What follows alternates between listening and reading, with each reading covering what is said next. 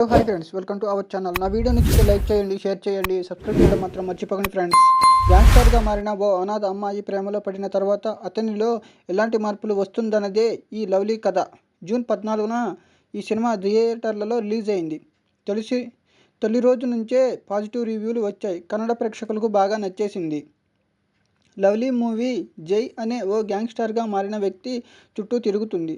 అతడు జనని అనే అమ్మాయి ప్రేమలో పడిన తర్వాత ఎలా మారుతున్నదనేది ఈ మూవీ స్టోరీ. ఈ సినిమాలో జై పాత్రలో వశిష్ఠ సింహ లీడ్ రోల్లో పోషించగా, జనని పాత్రలో సేఫ్టీ పటేల్ కనిపించింది.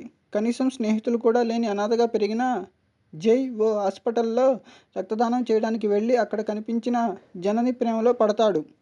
నిజానికి జననియే అతనికి మొదట ప్రపోజ్ చేస్తుంది.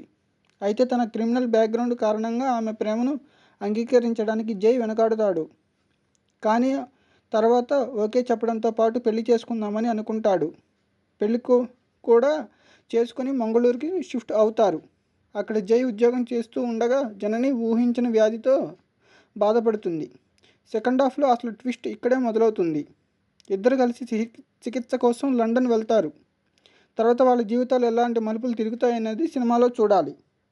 నా వీడియో నచ్చితే లైక్ చేయండి, షేర్ చేయండి, సబ్స్క్రైబ్ చేయడం మాత్రం మర్చిపోకండి ఫ్రెండ్స్. Thanks for watching.